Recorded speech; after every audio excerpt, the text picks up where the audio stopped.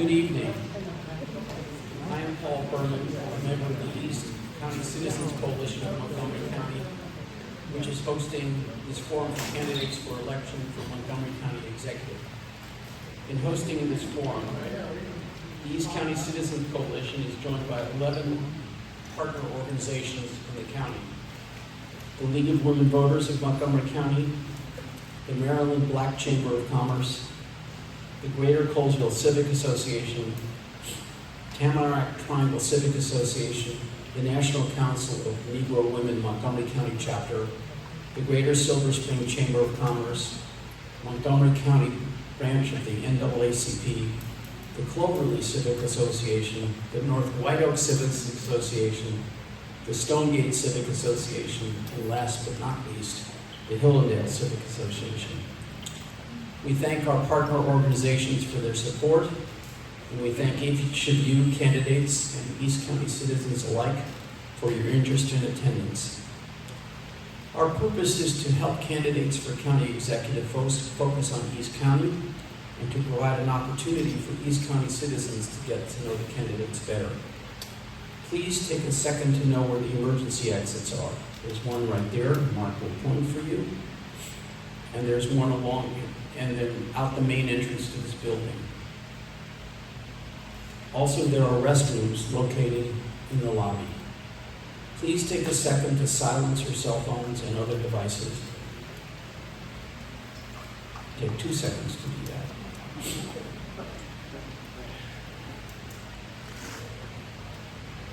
While you're doing that, let me say that each candidate has been provided with the format and procedures for this forum. In summary, the candidates are seated in alphabetical order by last name. You will note that Democratic candidate Will Jawando was not here this evening. 2 days ago, I was told that his staff that when they agreed on this evening, they were not aware that his daughter has a dance recital tonight. And he's asked us to be aware that his absence tonight does not reflect his commitment to the community. He is proud to be from East County. The candidates in order are Mr. Mithun Banerjee, Mr. Andrew Friedson, Mr. Evan Glass, Mr. Peter James, Mr. Shelley Skolnick, and Ms. Esther Williams. Thank you. Each candidate will have 90 seconds for an opening statement. Each candidate will have 90 seconds to respond to each question. There will not be specified rebuttal periods. Candidates will not be allowed to save time from an answer to one question to answer another question. Our timekeeper will display a placard showing when the candidate has 50 seconds left and when time is up. As moderator, I will rotate the selection of which candidate goes first. The questions have been prepared with significant input from our partner organizations to focus on our East County, so that we can ask as many questions as possible and to assure that each candidate has the same opportunity to respond. We will not be taking questions from the audience. I know that some of you feel strongly about particular issues. If you do, you will have an opportunity after we're done to approach the candidates and speak with them directly, but please not during the forum itself. Finally, we encourage and indeed expect civility and courtesy among all in attendance. We will now start with our opening statements, and we start with Mr. Banerjee. Good evening. Thanks, host, for inviting us. We appreciate it. And my name is Montgomery County. I'm running for county executive. Little bit about me. I was born in India, came to this country about quarter to a century with 2 suitcases and some handbag luggage with books. Did my master's in electrical engineering, bachelor electronics communication, and also I have 11 publications. I've been review panel member for National Science Foundation, NASA, DOD, Office of Naval Police invited me, and National Science Board. Also, I've been received proclamation from President Obama in 2015 for attending White House RP event, and also have a privilege to be invited to White House by President Biden and First Lady Dr. Jill Biden, 2023. So I am running because I'm tired of this establishment politician. They keep on increasing our taxes and making our county non-affordable. So as a next county executive, I'll make sure we don't have any more taxes on common citizens like me.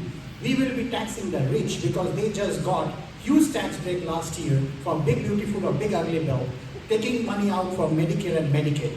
So I am the candidate who will promise not 1 year, not this year, but 4 years if elected, no tax increase on common people like me who is running from paycheck to paycheck and making decisions to cut costs at our kitchen table. So our government need to do that same cutting cost.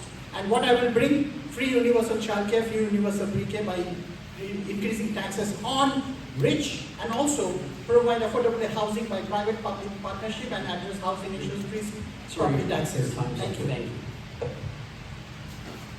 Thank you, Paul. Thank you to all of the sponsors. I'm Andrew Friedson. It is an honor to be here. I'm in my second term on the Montgomery County Council. I'm a lifelong Montgomery County resident, grew up, graduated from Montgomery County Public Schools, the proud son of a former Montgomery County Public School teacher. I married a graduate of Montgomery County Public Schools. We are as local gets. My background is working at the state level. I did fiscal, economic, tax, and regulatory policy work. I ran the 529 College Savings Program, reorganized and restructured that organization. I was on the Maryland Small Business Development Financing Authority, providing small business loans to women-owned, minority-owned small businesses that lacked access to private capital. I scrutinized billions of dollars of public contracts, held government agencies accountable. On the county council, I ran 8 years ago to ease the squeeze, focusing on affordability. I have continued that focus on jobs, on housing, and on affordability, leading the fight each and every year to push back on tax increases, which I have continued to this day.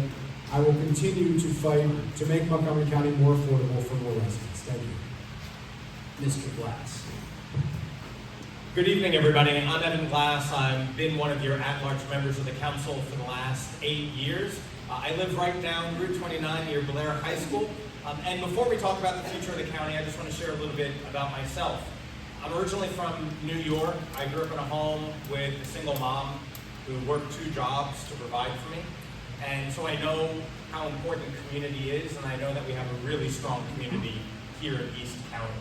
I came down to Washington, D.C. to attend college, the first in my family to get a college degree, and then got my awesome first job after I graduated. I became a CNN journalist.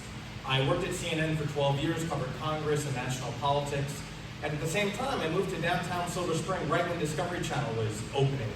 And I worked with my neighbors to make sure that our streets were safe, our buildings had amenities that we wanted, and that everybody felt safe at all hours of the day. That's what got me into Montgomery County government. I look forward to sharing my thoughts with you about the future. Yes, my name's Peter James. I grew up in East County, went to White Oak and graduated Spring Creek High School back when it was a top 10 high school in the entire nation, thanks to Dr. Marshall.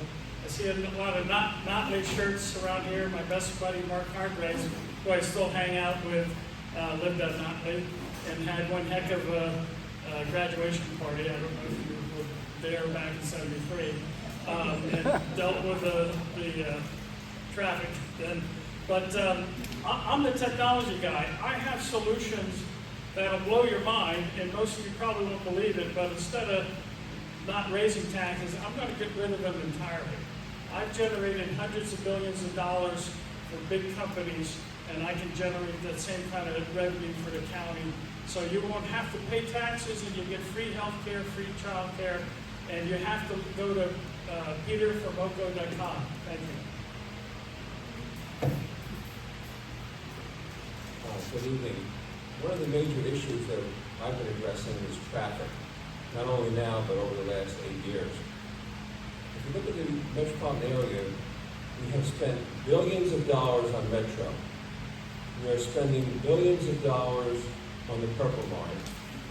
And we spent, I think, $2 billion on the ICC Route 200. What I'm proposing is that we reduce the tolls on the ICC to at least 50%. For example, tonight I came from Route 1 over here, and the toll, if I went from Route 1 to Shady Grove, is $3.87. So the round trip is about $8. That discourages a lot of people from using it.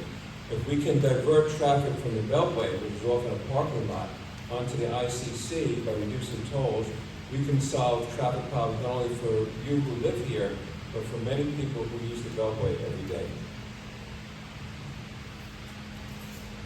Hello everyone, my name is Esther Wells and I am an immigrant. I'm a single mom of 2 boys, an 8-year-old and a 13-year-old who has autism spectrum disorder and ADHD. I'm also a certified public accountant in the state of Maryland for over 15 years with a master's in taxation. Professionally, I lead the state indirect tax department of a multi-billion dollar enterprise of companies based out of Washington, D.C. with a proven track record of monetizing multi-million dollar savings opportunities for stakeholders. My priorities as your next county executive is affordability and accountability.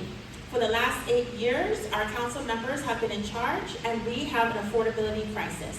So in your homes, if you have a plumbing issue, you would not send an electrician to fix that issue. You need a certified public accountant to balance the books and deliver results. And that is what I am committing to you today. So please check out my website, voteforesther.com, and I look forward to our conversation this evening. Thank you. Thank you. For our first question, our first responder will be Mr. Friedson.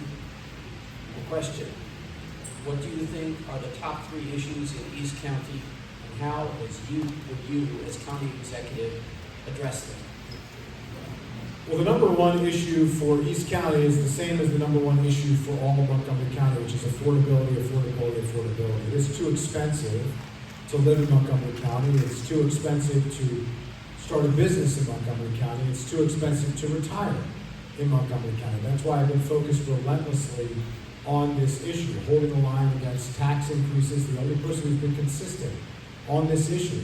You can't make Montgomery County more affordable by making it more expensive.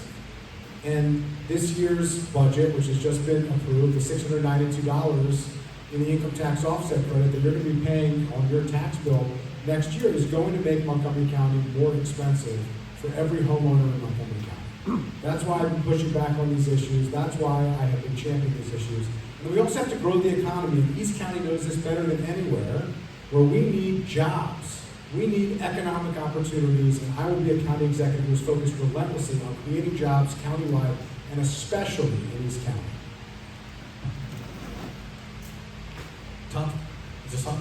Top 3 issues facing East County are jobs, the economy, transportation, and protecting our diversity. First, the economy and jobs. We need to bring more economic activity to Montgomery County. Too many people, particularly in East County, have to travel elsewhere to get to their job. That is not only an economic hardship, but it creates traffic problems as well, which is the second issue, transportation. Route 29, I live down by Blair, as I noted. Half of the traffic on Route 29 in the morning and PM rush hour are not from Montgomery County residents, they're from Howard County residents. So when you bring more jobs here in this area, it means that we don't have to keep driving elsewhere, and it'll solve some of those traffic issues. And then third, we love our diversity. We have to protect our diversity. We have to continue welcoming people from around the world. That's why we choose to live here. That's what makes East County so special, and it's worth fighting for. Well, I think our problems are going to be what none of you guys are perceiving of now, which are the AI waking up and taking all the jobs and possibly wiping us out. But I'll play to the crowd. So the 2 things is affordability, and if you haven't picked up one of my flyers, you really need to do it. But I put in my first hydroponic system at no cost to Paint Branch High School right over here, and I'm going to put robotic farming in each and every neighborhood because we're going to have to feed people. And I have several means of issuing money. They've gone out and issued $2.5 trillion of cyber money. So why not issue $100 billion worth of county notes? And then we'll be backed by not nothing like the cyber notes are, but they're going to be backed by food infrastructure, square footage homes, and community health centers.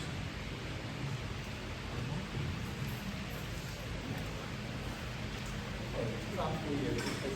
I look at them as taxes, traffic, and the county budget. Oh, I'm sorry. Hold it tight. Can you roll back the clock? Anyway, taxes, traffic, and the budget. On taxes, we need to reduce the property tax rate because the assessments go up every year. That means your property taxes go up every year without any action by the county council. As far as traffic, I mentioned about the ICC. Also, I believe on many of our 3-lane roads, they should be 3 lanes for cars and not just 2 lanes.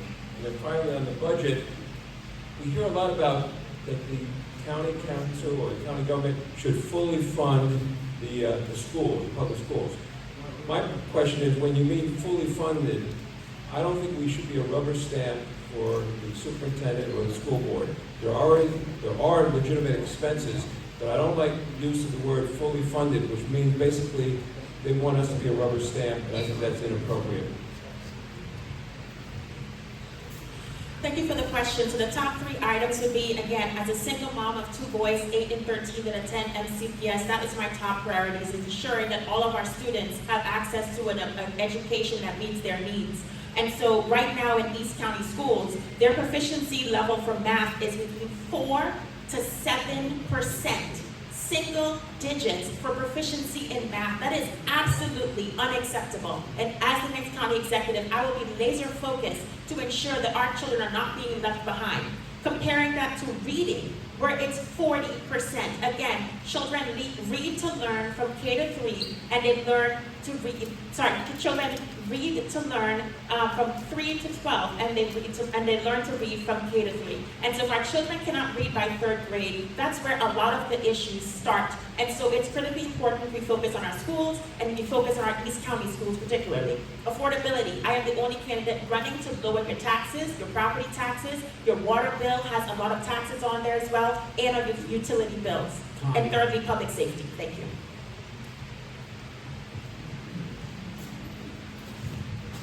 Thank you for this question. Actually, 3 is not enough, but we have to say 3 because we have so many deficiencies for the last 8 years or 10 years. Our government is not performing well. That's what I have to run for office. First, affordability. It's the number 1. And if still today, the people who are in the office for 8 years still talking about affordability, what have they done in their 8 years? That's my question as a public citizen and taxpayer. So what I will do is that no more tax increases on normal people like me who cannot afford to live from one paycheck to another paycheck and keep on increasing the taxes. Taxes should go up to people making more than $1 million a year or businesses making profit more than $1 million a year. Not on us, normal people. And also, we have to cut red tape for businesses, make business more business-friendly environment in Montgomery County so that we don't increase our tax rate, but we increase the tax base. Senior citizens, people are living in a fixed income. They just increased our tax by removing the homeowner tax credit for homeowners, $692. Plus, you got a bill in the mail by Department of Assessment and Taxation Department of State of Maryland that increased your property tax as well. How are you going to sustain that? Thank you, sir. Ask yourself. Thank you. Our second question and our first responder is Mr. Glass. Question: what policies and programs will you propose, advocate, and implement as county executive to continue economic and community development in East County? Thank you. East County is poised for a renaissance over the next decade or so with Viva White Oak and the expansion of the life sciences and gateway that is planned. You know, there will be a day when RFK Jr. is no longer HHS Secretary, and FDA will get back to the business of science and data and helping protect the planet.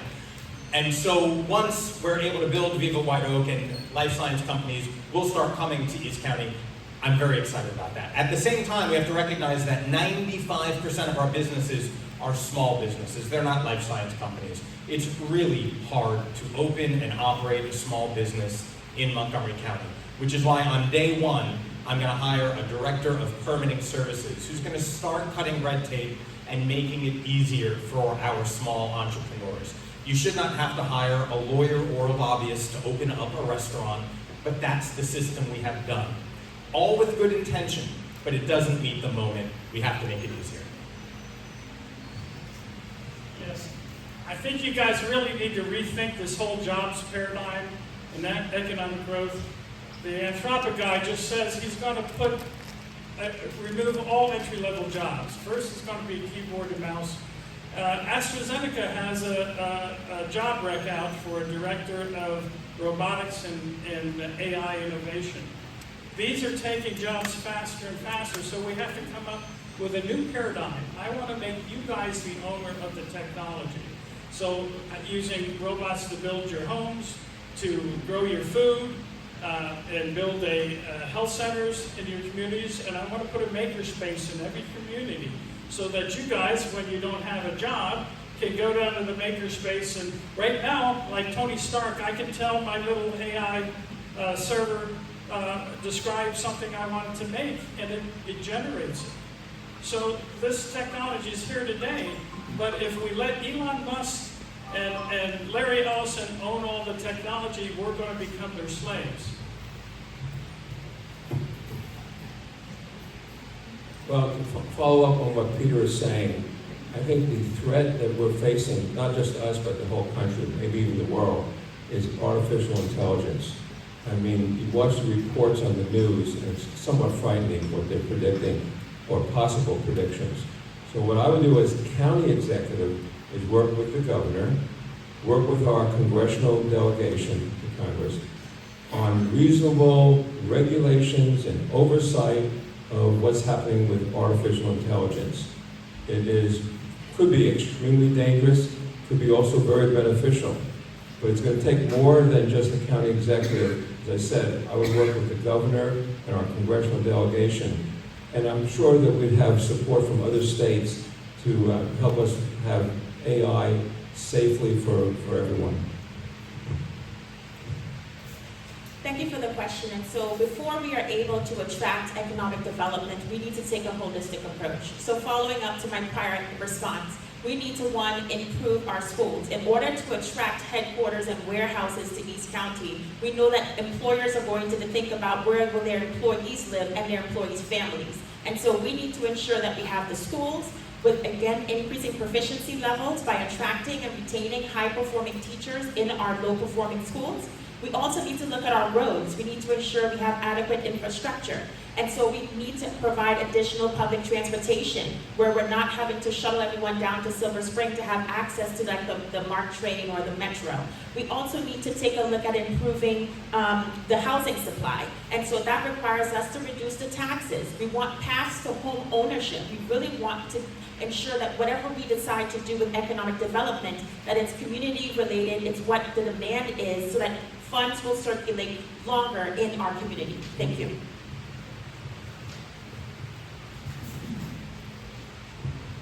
Thank you very much for this opportunity. So I must say that we need to have common sense solution. Like for example, I was talking to the lady over there, I didn't want to name them. They are complaining about 130 townhomes are built. And county is not listening, the county councils are not listening. Isn't that their job to serve you guys and listen to you? A democratic government of the people, for the people, by the people. They may be listening to you but not acting on what they are listening. So you need a government who will not only listen to you but act on you. So on my first day of office, I will meet with you, and if you don't want it, we will not have that over there. Plain and simple. It will be somewhere else. Because you want what you want, you will get it. And also, we have 7 districts, we will have monthly or bi-weekly meetings so that we can address your problem then and there. Government will come to you. MCPS should be paid based on their performance. And also public housing should be given. Thank you. The first thing we can do is build off of the strengths and the progress that's been made. Viva White Oak, I was proud to support and to sponsor the zoning text amendment that allowed that to move forward with the new Costco that is coming in. That's what allowed that entire project to move forward in addition to the public investments that we're making. That was not a universal vote. That was not shared by everybody up here who took votes. It's important to remember that. East Campus of Montgomery College. I'm really excited about this. We're all in on the East County campus for Montgomery College. That is going to be a huge asset to provide access and opportunity to our community in the East County. I was proud as council president to lead the effort for the New Jobs Initiative, which was the most significant economic development package that we've done. As part of that, we had a targeted focus on equity-focused areas, including and especially in the East County. That's why my partner, Kristen Mink, on that one, who she and I don't always see eye to eye on economic development issues, she was a big supporter of that because of the focus and the emphasis on East County in particular. These are just a few of the examples of ways that we can approach this issue. Look forward to talking more about it. Thank you. Our next question will be started by Mr. James. The question, as county executive, how would you address the rising tensions between the drive to expand housing, what our master plans envisioned 20 to 30 years ago, and the equitable distribution of affordable and workforce housing throughout the county? Yeah, these speed dating things don't really do this justice. You got to go to the website at peterfromocomd.com and understand how this transportation system, I'll put it, will free up 10 square miles of free land for affordable housing development. I also have a section in there that explains how I will replace the planning board with a citizen-run video game similar to Sun City urban planning game, where each community gets to control what their neighborhoods look like, as opposed to having some developer-driven projects. And if you look at what TIF financing is for Viva, when you find out why your potholes aren't getting fixed on your street, because a disproportionate amount of the tax money's going to go to a well-connected developer who's buddies with the mayor of Baltimore. So there's a lot of devil in the details. Please take some time and go through and spend a couple hours on my website. Thank you. On affordable housing, I'm thinking of the million people who live here already. I mean, we are focusing on new residents, affordable housing. But let's look at the million people who already live here and have it affordable. As I mentioned before, there's this secret tax increase by the assessments going up each year and our property tax rate not going down, therefore your taxes go up. Also, at one of the forums, it was discussed about rent control, how that has affected private developers building housing. And apparently it's decreased by like 97%. Private housing being developed by developers, and it's tied into rent control. So what was said at that forum was basically the new housing has to have subsidies. And finally, I would use eminent domain, which is a power that the local government has that look like they don't use that much, to acquire sites for housing. For the question. And so some of the things that I would do is ensure that it is a community-informed approach. Currently, as we are seeing everyone here with their yellow shirts, are protesting where there is development occurring in our neighborhoods or single-family neighborhoods, and they're not feeling heard, right? The quality of life needs to be respected, and community members' rights needs to be also respected. And so I will be an ally to you to ensure that we are building high-density housing along transit corridors where you're close to public transportation. I would also ensure that we have pre-approved specs that developers can have certainty that if you build based on these specifications, your application has already been pre-approved to expedite the process that we get to shovels in the ground. I will also ensure that we have that missing middle housing. We are trying to attract young people back into our community. We need to ensure that we meet their needs. Those that are college graduates that may have student loan burden, that want to start a family, paths to home ownership is critically important. We need to offer them paths to owning homes, increasing as well funding for those home ownerships and not rental only. Thank you.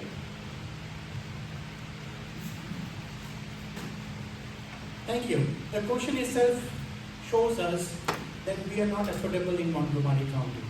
And our establishment politicians are in the office for almost a decade. Wait a second, no, 8 years. Almost. What they have done? That's my question. $167,000 their salary. The Lieutenant Governor makes $165,000, more than the Lieutenant Governor.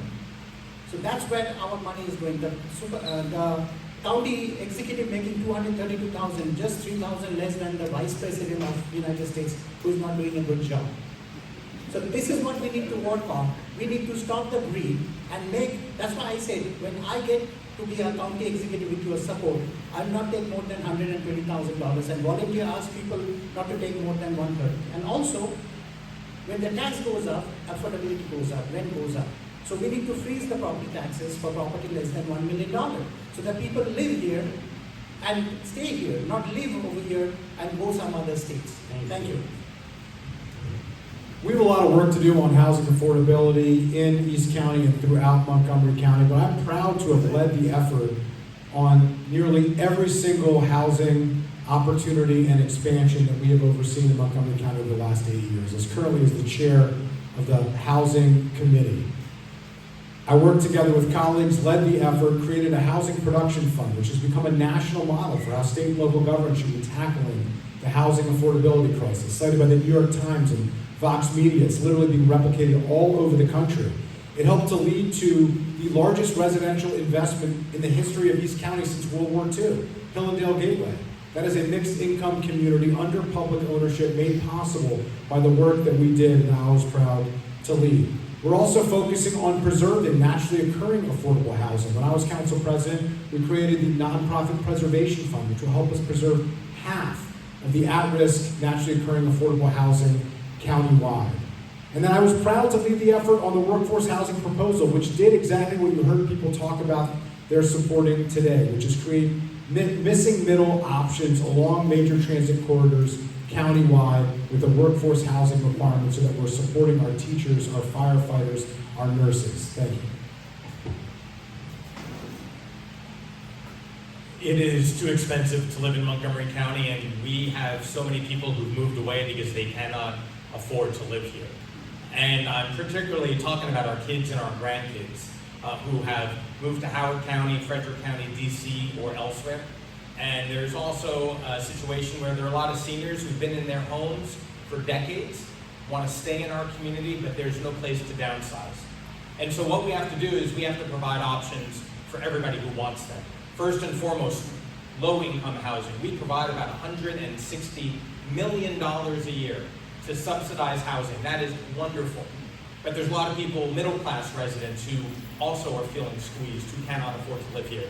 So I have been supportive of targeted middle-class housing in areas where we can accommodate it. I've been a huge supporter of transit-oriented development, making sure we focus it near the transitways, near the metro, near future Purple Line.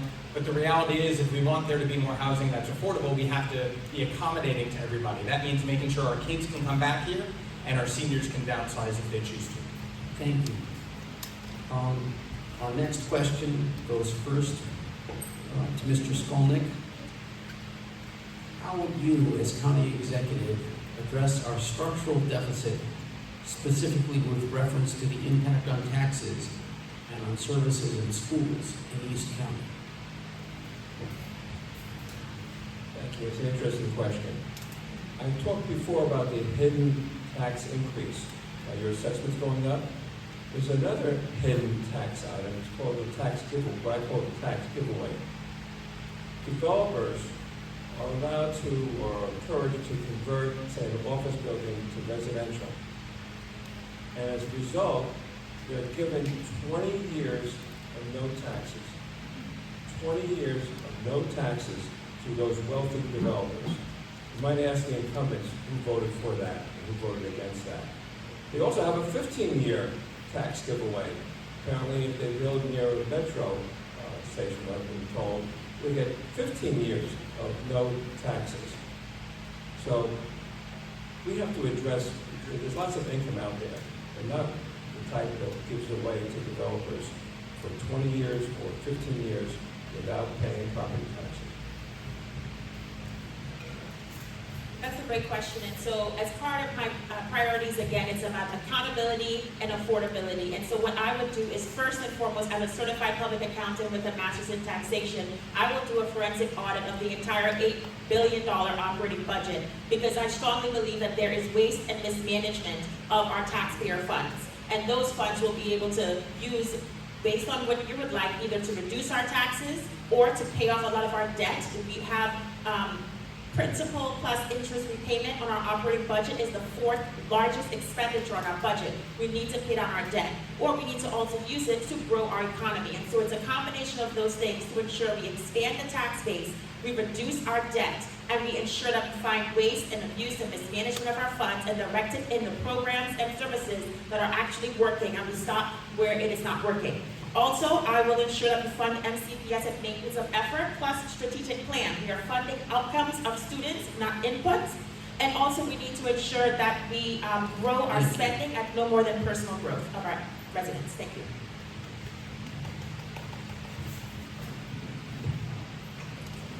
So, do you know the current budget situation is going on right now?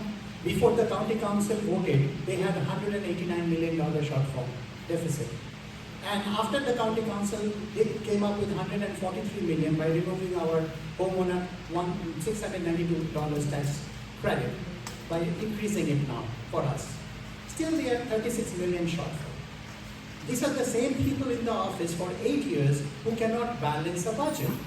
If they are not able to balance a budget, then they are not able to do any job in the future because we need to hold them accountable for what they have done. So we are still talking about balancing our budget. That is very unfortunate. What we can do is that we can able to do the kitchen table decisions that we are taking. We have to cut fraud and abuse. There are 50,000 checks is going to award $320 billion going to ghost accounts. And these people this thing has to stop. I have been calling out the structural deficit since the time I joined the council. Literally, my first budget vote was a 1-to-8 vote where I pushed back on an $80 million shift out of the Public Health Benefits Trust for public employees to cover a budget shortfall.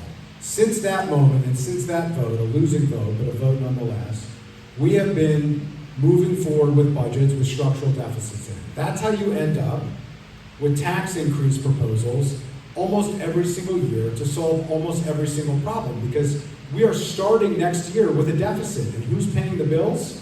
If we don't grow an economy and create revenue somewhere else, it's you, the taxpayers. This is the issue that I have been raising from the beginning. The challenge is what started as $80 million, ballooned in 2023 with the tax increase to $157 million, and now is nearly $300 million in this budget, which I voted against because it raised your taxes with the ITOC, getting rid of your $692 credit, and increases the structural deficit, which is the equivalent of 11-cent tax increase to start next year. You need a county executive who's going to be focused relentlessly on addressing these fiscal issues.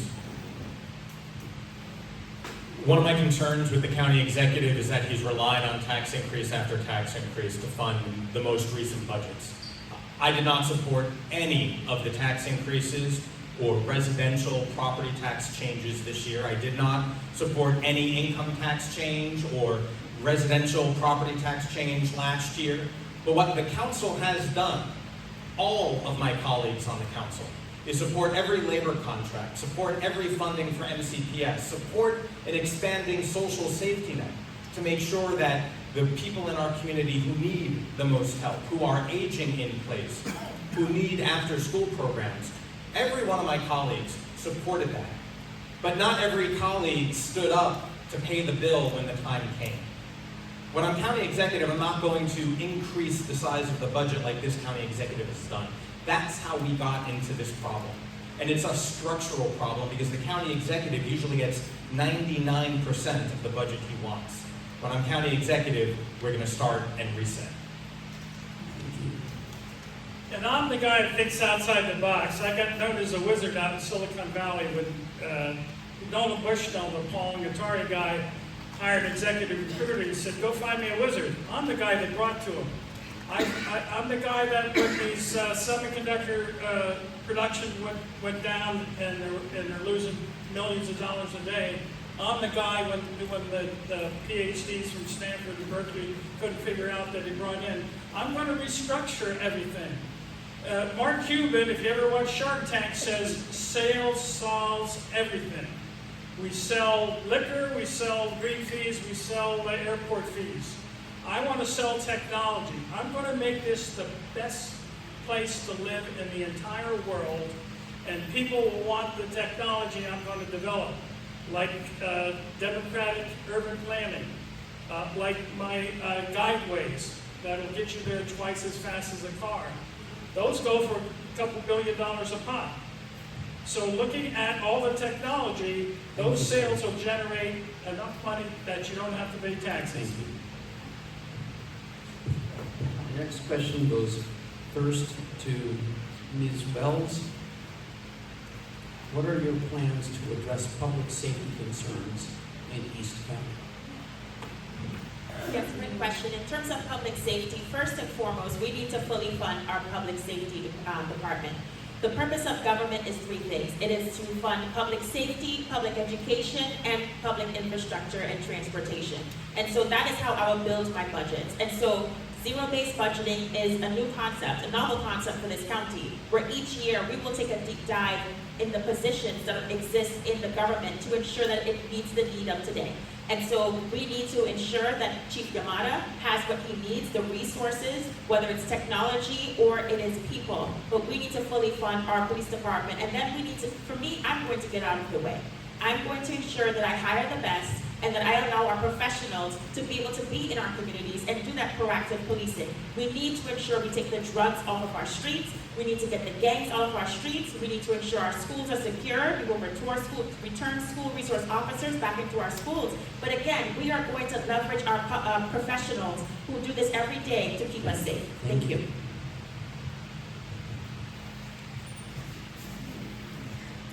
Thank you. We have a lot of crime. I live near Glenmont Metro Station, East County, as well as in the Wheaton Mall. Carjacking, assault. I myself have been victim of assault in Wheaton Mall. So I'm just telling you, it's crazy out there. And our county is not doing enough. As a private citizen, I'm telling you, my experience. So what we need to do, right now the police are understaffed. So we need to have some graduate students join police as an internship program so that they can join the police once they graduate and get the training beforehand, so that the police department is not understaffed. Also, we need to reduce the crime, and we need to be stricter on the crime. We will say this: you do the crime, you do the time. Simple as that. And also, the teenage and the students, we need to make sure that after school program they do attend and not have any free time like empty brains in devil's workshop, so that we can enforce them to go do the right thing. Thank you. Thank you. We have no greater responsibility in government and in our society than keeping our community, keeping our children safe. I am proud of the fact that the entire public safety community, all of the endorsements in the public safety community, have gone to our campaign because they trust me to address these challenges, because they know that I will work together with them to address the crisis of recruitment and retention that is preventing us from having enough available resources to actually meet the needs that our community demands. When that happens, bad outcomes occur. When you push people to the brink, particularly in life and death type jobs, you are asking them to do things that are not safe and are not helpful and are not constructive. I'll work together with our communities, with our businesses, working with and through the Regional Service Center and through our Citizens Advisory Committee to make sure that we are actually addressing the issues that the residents and that the communities and that the businesses need. And I see Drew is here. I work with him closely and with others to make sure that we're delivering on that. But we need a county executive that can actually lead our public safety community with the trust of the public safety community. We want everybody to feel safe in our community. That is, at its core, what local government needs to do. And I know the 3rd District well. I too live in the 3rd District here. And I've been supportive of our police and all of our public safety personnel. And after George Floyd's death, I also was very supportive of reforms to making sure that everybody felt safe in our community. And I think we can do all of these things because safety is personal. It's why 3 years ago, I doubled the program within MCBD called the Cadet Program. I identified this program because it's actually the most diverse program in our police department. It is the truest definition of community policing. It helps bring high school and college students, brings them into the police department from the communities of where they grew up. So if we want people in the community, looking out for their community, making their neighbors safe, these are the types of programs we need to invest in. I'm proud to have doubled that budget. We have to do more programs like that. Thank you. You really need to spend a few hours on my website, peterformoco.com, but this is a multi-pronged approach. First, creating prosperity. Lack of money is one of the biggest drivers of crime. So creating prosperity. I've mentored over 200 students in Montgomery County, and we need adult role models and keeping them busy. So my makerspace is somewhere they can go when they're not in school. And being able to hire, having the money, like generating the cash that we need to hire more police officers. I take them out of the cars, put them on the streets, look for hiring people that match the color of the community and the background, culture of the community that is being policed, and getting people, maybe shaving some of the top end of the workforce that's taking a disproportionate amount of money. But please go to my website, and there's a lot of things that I wasn't able to tell you. Okay, let's use technology. Closer to TV. Certain countries have a lot of TV in their community, so we could capture so many criminals, prosecute them. SROs, school resource officers, definitely in every high school. I have a cousin whose son is a deputy in Broward County, Florida. After the shooting, he was at first assigned to 3 elementary schools. Now Broward County has an SRO in every school, high school, middle school, and elementary school. ICE. We need to negotiate with ICE, the federal government, to change their behavior. It's outrageous what they've done. And it affects the relationship between local government and the federal government. And finally, have the county police work closely with other police, the park police, the metro police, the college police, the sheriff, the city of Gaithersburg. We have a lot of law enforcement officials and workers that we need to coordinate. Thank you. Our next question is first to Mr. Banerjee again. East County is very diverse. We are a majority-minority area of the county with a foreign-born population well over the county-wide percentage. Beyond recent actions by the county council, what would be your plans to assure that all East County residents, especially immigrants, know about and can easily access county programs? So you said county program. What programs are you talking about? All county programs. Okay. So I myself is an immigrant, even though I'm a US citizen. I came to this country almost quarter to a century. Now, because of the ICE and federal government, I have to carry my passport card in my wallet so that I don't picked up by ICE, because some people think that I don't look like American. When I ask them what is the definition of look like American, they said your name itself is like you should be deported based on my name. That's what people say. People call me monkey, people call me pest, people call me you don't belong here because you're not born here. But I have taken oath to allegiate to the United States of this country. So this is what we need to change our mentality to people of color like me. We need to work and make awareness and say, stop this hate, number one. And also, I will stop illegal deportation without due process.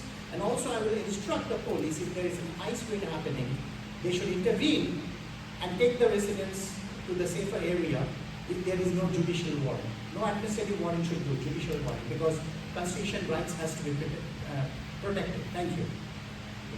Thank you. We're extremely proud, as we should be in Montgomery County, of our diversity. It is part of the great strength of what makes Montgomery County what it is. 1/3 of the county is foreign-born. That number is even higher here in East County, and this is a good thing. And what is often lost when we talk about this issue is that as the county has gotten more diverse, we've actually gotten more educated, which is a lost part of this conversation. So we are benefited from the strength of that diversity.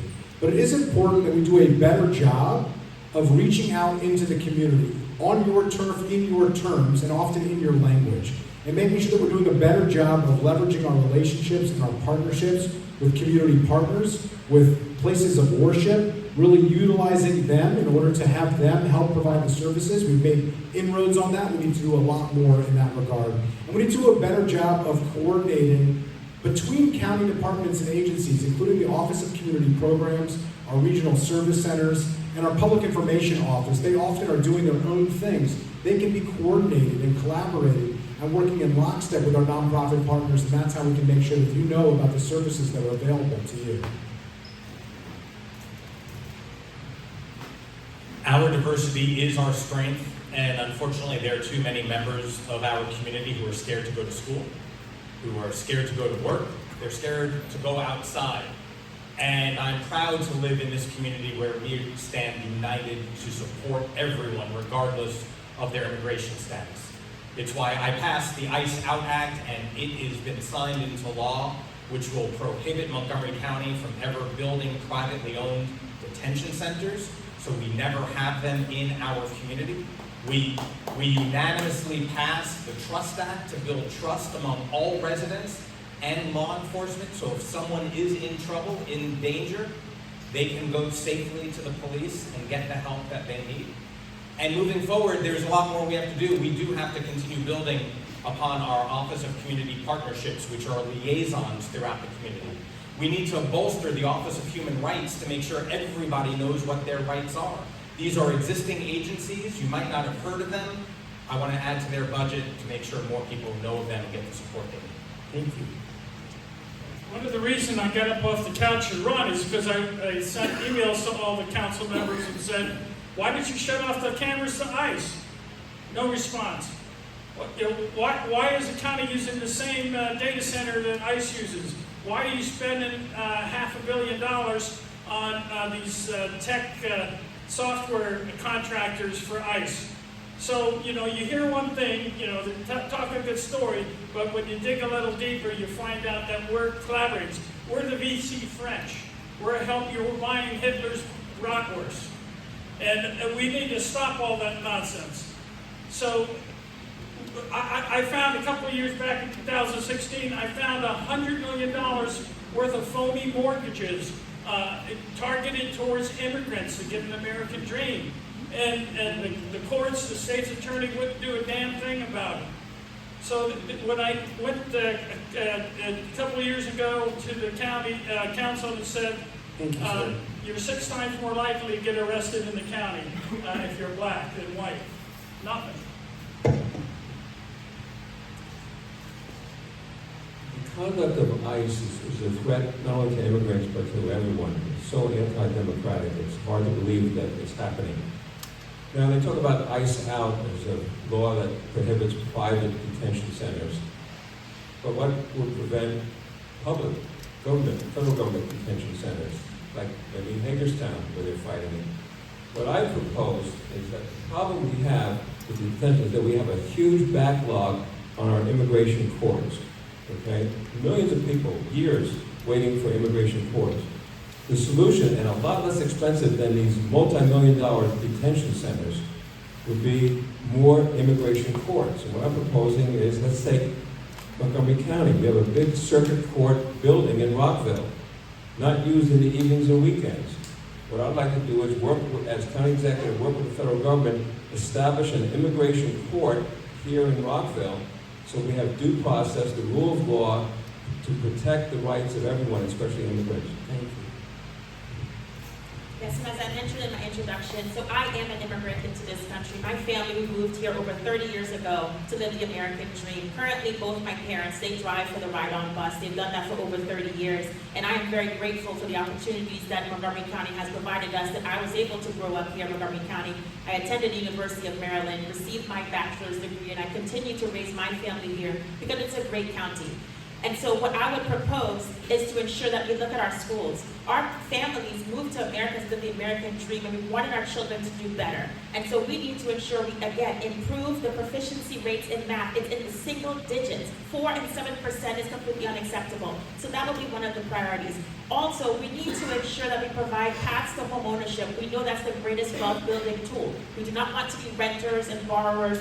We need to be lenders. We need to be entrepreneurs. We need to ensure we have CTE programs in our children's schools so they can be the next millionaire, jobs that cannot be automated or outsourced.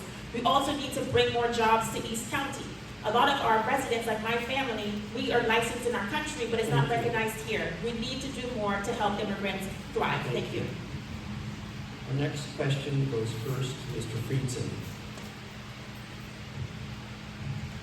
What specific steps do you propose for distressed properties in East County, such as the Sears Building, the Enclave buildings, the Old Quality Suites Management Facility in White Oak, and the space just vacated by Amazon Fresh in White Oak Town Center? This is such an important question. We have a troubled properties law, and the regulation took a really long time for us to move forward on that. But ultimately, we need to make sure that we are executing the laws that we have on the books. The tendency in Montgomery County has been, when we're not executing the laws that are on the books, we just add more laws and more regulations as opposed to figuring out what's working and what's not working and actually doing our job. That's what I'll do as county executive. The county executive job is not a policy job. It's an execution job. It's an implementation job. And the implementation just hasn't been there to the extent that it should. And so that will be my commitment. As the chair of the Planning, Housing, and Parks Committee, I have pushed hard for better enforcement. We've added more positions for enforcement. We've actually increased fees so that we can add more enforcement for more positions. But we haven't seen the benefit of that to the extent that we should, and we need to be pushing hard and pushing forward. We know that there is a small number of properties that disproportionately create the greatest number of complaints and issues, and we need to have a targeted approach, relentlessly focused on addressing them, not the catch-all proposals that hurt the broader economy, but focus on the actual bad actors that are harming residents and communities. Mr. Glass. Paul, I appreciate you listing a bunch of the properties in this part of the county that are in need of help. And some of those properties have been stagnated for a while, and it takes partnership between the county and the state and even federal partners to be able to make that happen. First, you talked about White Oak. Well, thanks to the District 20 team who brought in $2 million, part of that redevelopment will be underway.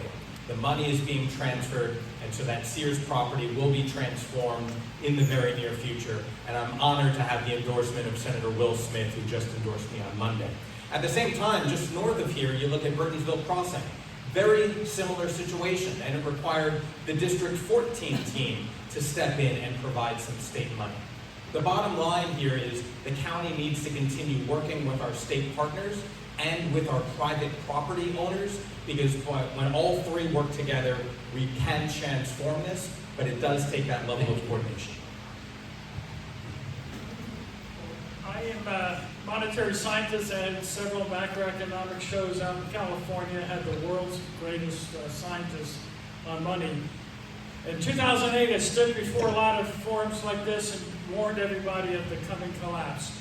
This collapse is going to be so much worse, and we need to change our paradigm if we're going to take care of things. Go to my website, look at my 10-point plan I borrowed from Micah Schumann, Buy Local. One of them is don't let empty spaces remain. But we need the money. We need the money the commercial real estate debt is about ready to collapse. Google it. We have to think differently because there's not going to be money to redevelop these properties. And what we have to do is create money. Look at the island of Guernsey, what they did when there was a depression in England and they couldn't get English pounds. They created their own interest-free local money. So look at different solutions. This issue came up in other forums. What I've proposed is that we use eminent domain. The Supreme Court ruled years ago in the city of New Haven, Connecticut, that local government can use eminent domain to acquire property and then give it to private development. Normally, eminent domain is to provide for schools or roads or public buildings.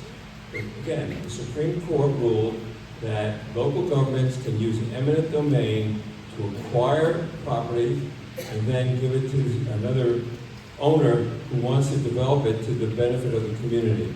This has been available for years. I don't think that our county government has used it once. As county executive, I would plan to use it many times. Thank you. Can you please repeat the question? Excuse me, I have to find it. By the way, the little aside was, we initially thought we'd only have time for 6 questions, but we're down one candidate, and all of our candidates, thank you very much for being extraordinarily well behaved, and so we moved ahead. The question pertained to distressed properties in East County, including the Sears building, the quality management, quality hotels management, the Enclave buildings, and the Amazon Fresh building, which started out nice but now is empty. Thank you. Okay, so some of the things I've jotted down here is, again, we need to ensure that we reduce taxes. If we want to attract corporations to come here in Montgomery County when they are looking for places to locate, we are right in the back door of Northern Virginia, where most of our lunch is being eaten. Quite frankly, we need to become more of an attractive place to locate. And so I would look at our taxes as it compares to our neighboring jurisdictions. Also, I think it's important from a housing perspective that we can rent control and ensure, as other council member has said, that we target the staff to prevent evictions, and we help with the mediation between landlords and tenants to ensure that the conditions are habitable, that it's sanitary, while also that local and small landlords are able to make a profit and are able to continue to offer that property. Also, we need to enforce the laws that are on the books.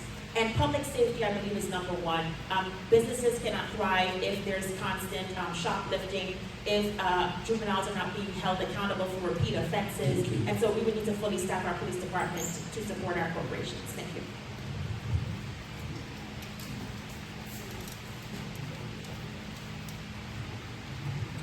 So, as one of our colleagues is a lawyer, he said very clearly the eminent domain. So county executive can easily use those power of eminent domain and create affordable housing. If it is vacant, instead of leaving it vacant, have affordable housing. Also, bring more businesses. Ask them, hey, we already have ready to go place, come here and start a business. Why businesses are running away from Montgomery County? Because of our establishment politicians, they keep on increasing taxes, making red tape for businesses. I myself is a small business owner, and I'm tired of Montgomery County because they don't work with us. They only work with a special interest. Like, for example, Will Javando, he didn't show up today, but he has collected money from the person who has developed the property in Bethesda African Cemetery. He is an African American council member, and he collected money desecrating the African cemetery. That's what is happening here. Our next question, first will go to Mr. Glass.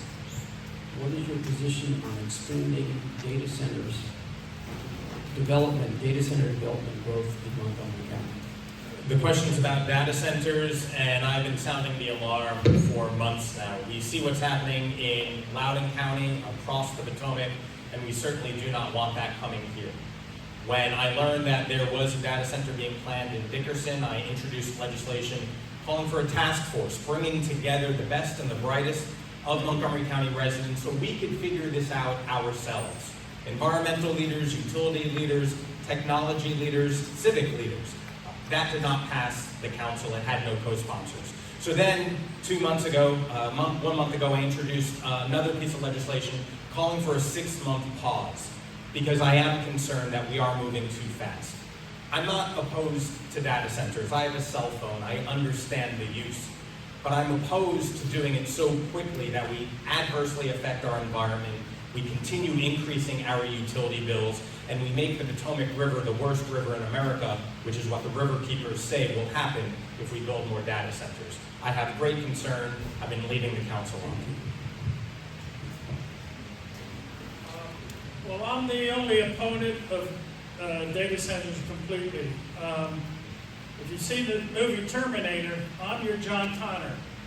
And if you read Revelations 13, the second beast will breathe, the man will create the image of the beast, and the second beast breathes life into it, and it will speak. That is eerily what we have on our hands. This is a being. This is a being that improves itself, and we've trained it how to kill people over in Iran and drug boats and whatever. The guys that created this technology, they're billionaire scientists, and they're saying there's a 10 to 30% chance it's going to wipe us out. So as the main public safety officer for the county, I would not allow a data center to be built unless they could prove that there's no possibility that we're going to be wiped out by them. Thank you. This is a popular topic that's come up in other forums. It's not only a county problem, it's a state problem, it's a national problem. Okay? And I, as county executive, would work with the governor, at least for the state of Maryland, to encourage data centers at certain locations. For example, I've offered or promoted or proposed Calvert County.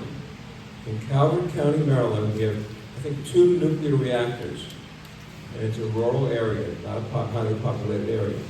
The benefit of building data centers by the nuclear reactors is it does not place a strain on the electric grid. We have, throughout the country, in Maryland too, problems with the electric grid. It's not adequate for the needs of electricity. So you're just compounding the problem if you place these data centers far away from the sources of energy. So like I said, we are fortunate, we've got, like I said, these 2 nuclear reactors in Calvert County. Let's work with Calvert County. It'd be great for their people to get the taxes from it, and it would not impinge upon the electric grid. Thank you for the question. So to be additive, with the data centers, right now they are already located throughout Loudoun County. And the way our electric grid is set up, we are all plugged into PJM, which services about 13 states in the jurisdiction. And whatever Virginia does, what already is impacting us as ratepayers. And so I have actually signed up to testify opposing Councilmember Glass's bill to put a 6-month pause, because again, we're not moving too fast. We're actually behind where Virginia has already moved forward. And so I do not agree as leaders that we are being paid to take pause and to wait and just be on the menu instead of having a seat at the table. And so I would also ensure that we have on-site generation of energy, but I'm the only candidate that is proposing energy choice. And so I think it's important that if you're going to require energy to be generated, that these these data centers that need 24/7 energy, that they have a choice. Also, these data centers cannot be located near our children's school. As I mentioned, have a special needs child, and these vibrations will not be conducive to his needs. Thank you.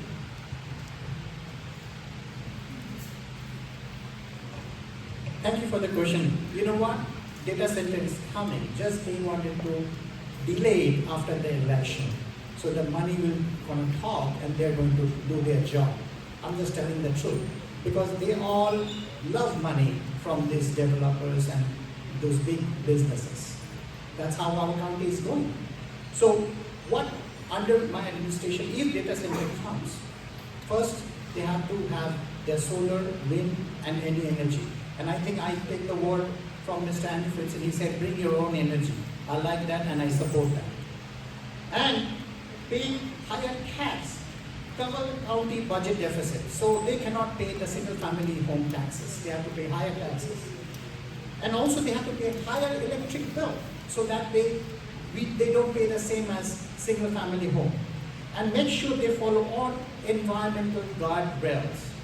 If they do all those things, they can come here, do their business. Thank you.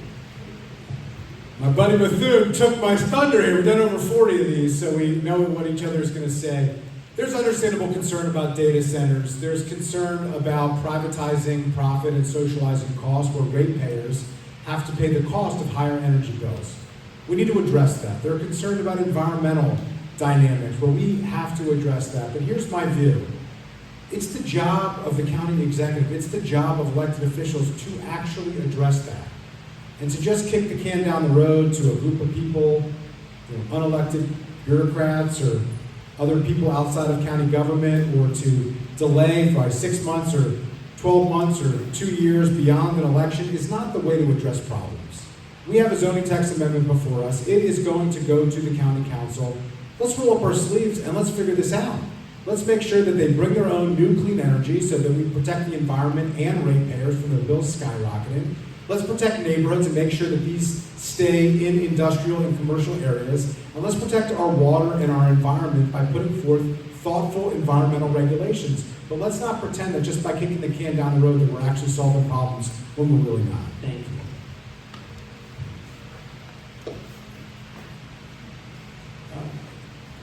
Just as a heads up, even though we have a little bit more time, I realize that there are people here who have specific issues that they want to talk to specific candidates about. So this will be our last question, and then we'll give us some time for people to meet and greet their particular candidates that they want. Our last question starts with Mr. James. What specifics do you propose to address the availability and high costs of child care, especially for lower income families? Like I said, and like Mark Cuban says on Shark Tank, sales solves every problem.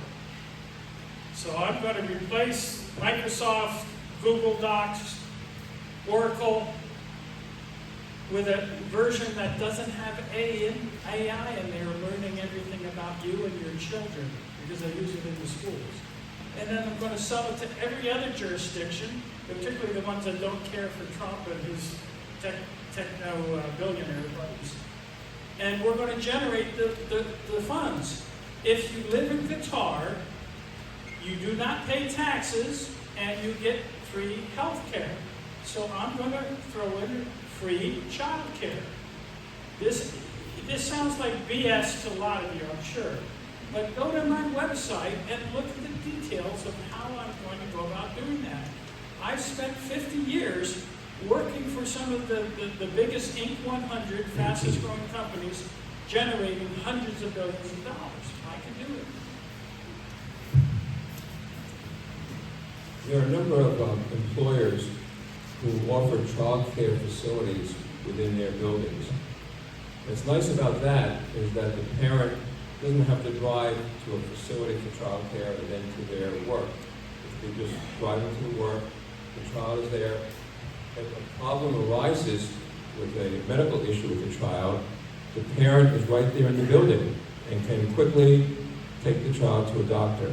So I would try and encourage the county to have certain maybe tax breaks or certain other methods to encourage employers, including the county government, to provide for child care facilities on their premises.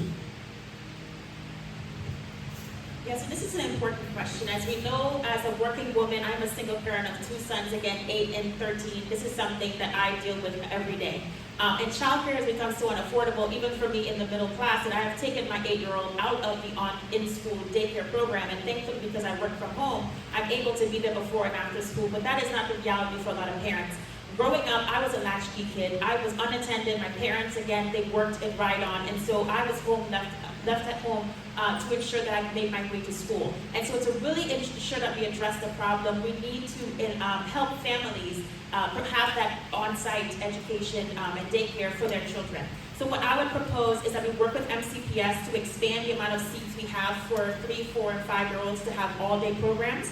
I will also ensure that we expedite the permits to assist with licensed in-home daycare. I tried that as well, to have an in-home licensed daycare center, and that took a very long time. And even once you have the permits, you need to help these families and these licensed providers market their programs to have the children. And lastly, we need to ensure we help families afford it.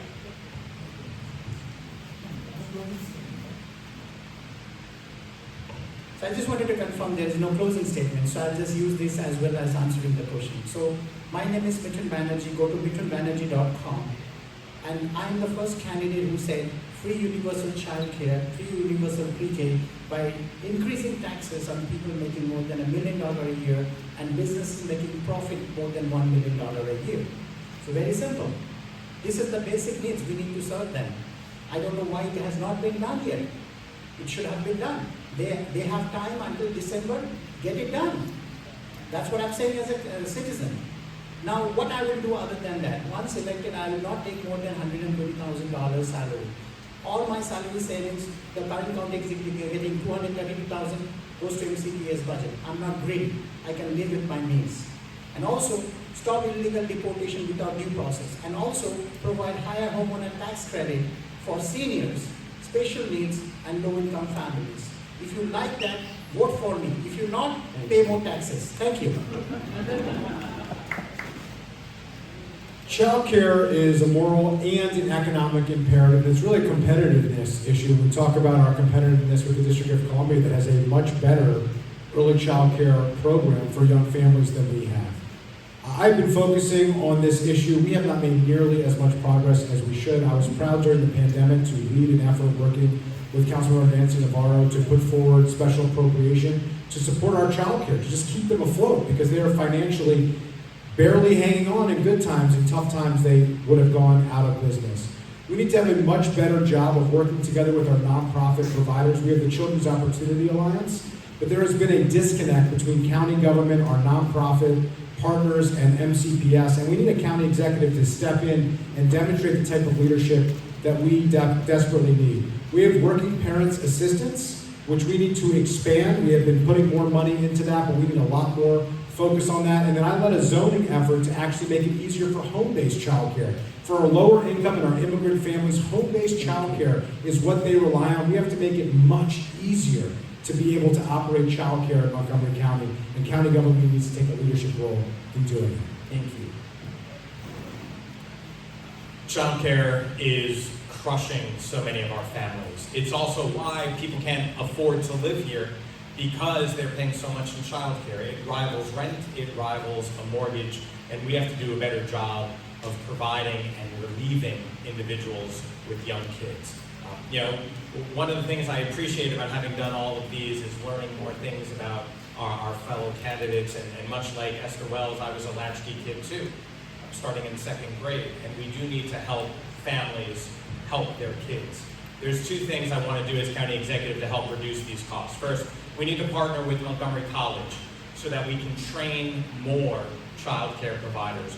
And secondly, we have to make it easier for aspiring child care providers to be able to open. The rules and regulations that are so well intended are making it so hard. And the reason and that hardship has actually made Maryland have the highest costs of child care in the nation. We have to change it. It's an economic development issue, it's a housing issue, it's a family issue. Thank you.